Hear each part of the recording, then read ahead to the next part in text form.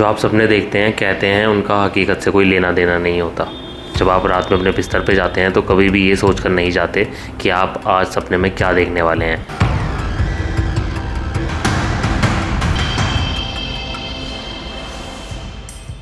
हाँ, इसके पीछे साइंटिफिक रीज़न ज़रूर हो सकते हैं। ब्रेन हमारा हमको क्या दिखाना चाहता है इसके बारे में हम कुछ नहीं कह सकते। आमतौर पर हमें क्या देखना है सपनों में इस पर हमारा कोई कंट्रोल नहीं होता। लेकिन अगर मैं आपसे कहूँ कि सपनों में एक ऐसी हकीकत भी छुपी होती है जो आपकी जान भी ले सकती है, तो आपको सोचकर कैसा लगेगा। जहाँ पर आपके सपनों में एक हत्यारा मरने के बाद भी जिंदा होकर घूम रहा है और आपके सपनों में आकर वो आपको डराता है, धमकाता है और एट द एंड मारने की भी कोशिश करता है। और कितनी बार तो वो सफल भी हो जाता है, जिसकी वजह से उसका आतंक है वो शहर में फैलता जा रहा है। मतलब आप सोच रहे हैं एक ऐसा शख्स जो आपके सपनों में आता है और ये सपनों की चीज़ों को हकीकत में बदल देता है। और ऐसे ऐसे दृश्य आपको देखने को मिलते हैं जहाँ पर आप काँप जाते हैं। आपके सामने कोई और चेहरा ही नहीं होता और वो अचानक से आप पे हमला कर देता है। आखिर मैं किसकी बात कर रहा हूँ? आखिर कौन है वो शख्स? आखिर वो क्या चाहता है? आखिर क्यों वो लोगों के साथ ऐसा कर रहा है? आखिर क्यों वो लोगों की जान लेना चाहता है? चलिए बात करते हैं आज इसी शख्स के बारे में।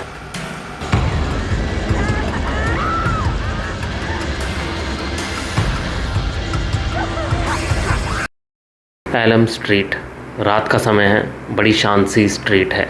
टीना नाम की एक लड़की है, वो सोने जा रही है और नींद में वो कुछ भयानक सपने देख रही है। आखिर भयानक से मेरा मतलब क्या है? सपने में वो एक ऐसे शख्स को देखती है जिसका चेहरा थोड़ा सा जला हुआ है, देखने में वो डरावना है। क्या चाहिए तुम्हें? तुम नहीं बचोगी। और डरावने के साथ साथ उसके जो हाथ हैं, उसके हाथों पे ब्लेड्स लगे हुए हैं और मानो तो वो जैसे टीना को जान से मारना चाहता है। आखिर कौन है ये शख्स? Freddy Krueger. ये सिर्फ एक सपना है, ये असली नहीं है। ये सिर्फ एक सपना है, ये असली नहीं है। अगले दिन टीना अपने दोस्तों से मिलती है। टीना अपने दोस्तों से मिलकर डिस्कशन करती है अपने डरावने सपने के बारे में। अपने सपने के बारे में वो अपने दोस्तों को बताती है। लेकिन सीधी सी बात है, जब भी आप ऐसे कोई भी घटना के बारे में अपने दोस्तों से बात करेंगे तो आम तौर पर वो इस चीज़ पे कभी भी यकीन नहीं करेंगे। स्टार्टिंग में सब लोग मजाक ही उड़ाएंगे।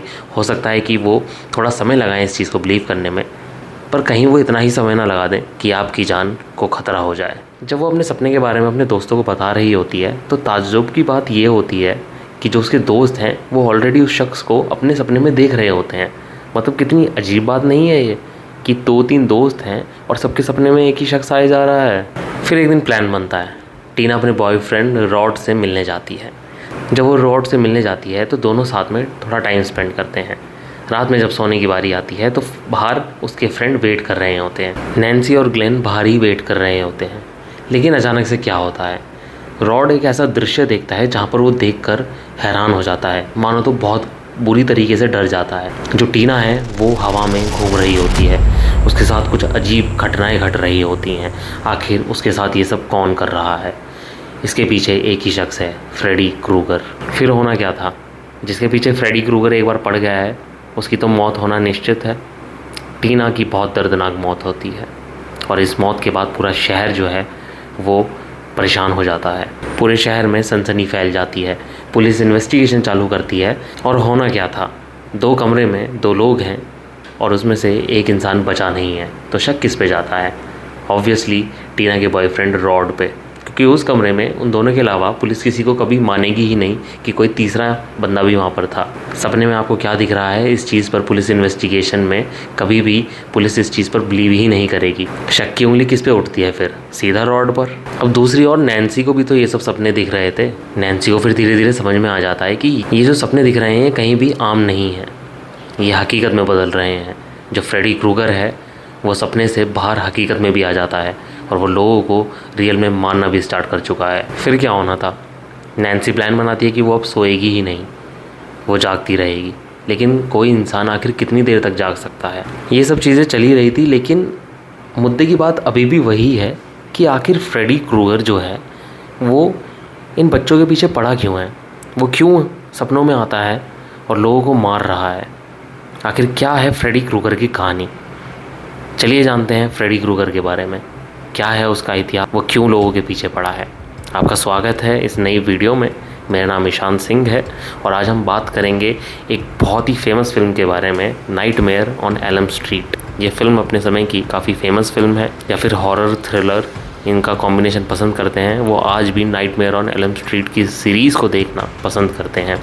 ये फिल्म अपने आप में तारीफ़ के काबिल है। उस ज़माने के हिसाब से 1984 में ये फिल्म आई थी, तब के हिसाब से इसमें काफ़ी सारे इफ़ेक्ट्स क्रिएट करने की कोशिश की गई है और ऐसी फिल्म है जिसको तब के ज़माने में अकेले देखना कोई पसंद नहीं करता और आज भी कुछ कुछ इसके दृश्य ऐसे हैं कि लोग देखना पसंद नहीं करेंगे।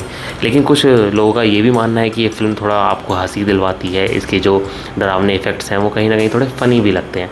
देखिए, ये चीज़ सब्जेक्टिव हो सकती है, हो सकता है आपको इस फिल्म को लेकर अलग अलग थॉट्स हों, लेकिन अगर आपने फिल्म नहीं देखी है तो इस फिल्म को देखिएगा ज़रूर। फ्रेडी क्रूगर का असली नाम फ्रेडरिक चार्ल्स क्रूगर था। उसकी मदर का नाम अमेंडा क्रूगर था। फ्रेडी की मदर अमेंडा एक नन थी और एक मेंटल असाइलम के लिए काम करती थी जिसका नाम था वेस्टर्न हिल्स। एक बार गलती से अमेंडा 100 क्रिमिनल्स के साथ लॉक्ड हो गई थी और उन क्रिमिनल्स के साथ लॉक होने के कारण अमेंडा जो है वो पागल हो चुकी थी। अमेंडा जब गलती से उन क्रिमिनल्स के साथ लॉक्ड हो गई तो उन्होंने उसको कंटिन्यूस असॉल्ट किया, काफ़ी ज़्यादा टॉर्चर किया, काफ़ी ज़्यादा परेशान किया और फ्रेडी इसी भयानक घटना के चलते हुए पैदा हुआ। इस घटना के कारण उसको बास्टर्ड सन ऑफ 100 मैनिएक्स के नाम से भी जाना जाता था। पहले उसकी ज़िंदगी में काफ़ी परेशानियां थी और जब वो छोटा था तो उसको एक बंदे ने अडॉप्ट कर लिया, मिस्टर अंडरवुड।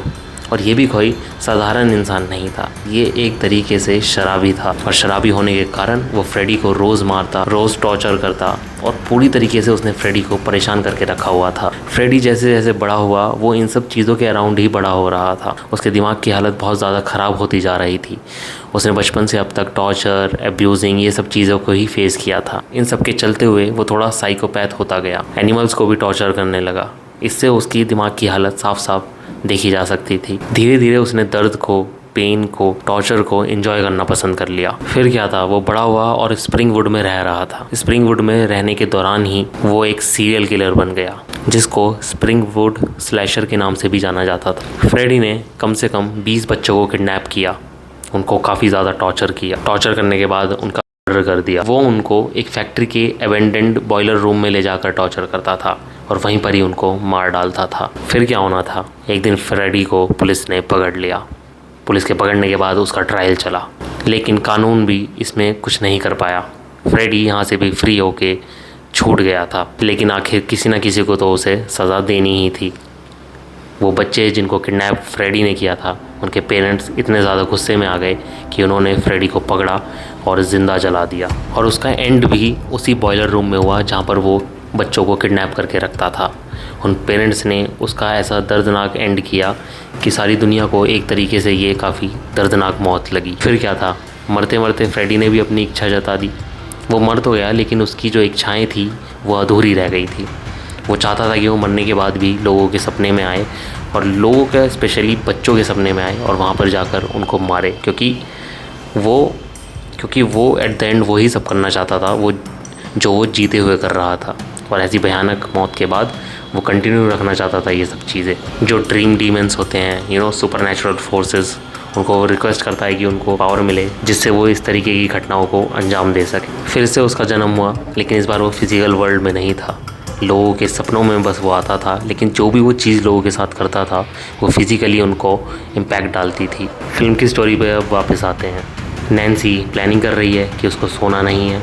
नैन्सी के साथ ग्लेन है, वो भी उसको समझाने की कोशिश कर रहा है, बट नैन्सी को अब उसकी मदर इसी स्टोरी के बारे में बताती है कि फ्रेडी क्रूगर एक बच्चों का हत्यारा था जिसको उन्हीं बच्चों के पेरेंट्स ने गुस्से में आकर जला दिया था। तो ये सब चीज़ें नैन्सी को पता चल गई थी। नैन्सी काफ़ी डर जाती है और वो प्लान बनाती है कि वो जब सोएगी तो इस बार वो सपने में फ्रेडी क्रूगर को पकड़ने की कोशिश करेगी और सपने से उसको हकीकत में खींचने की कोशिश करेगी।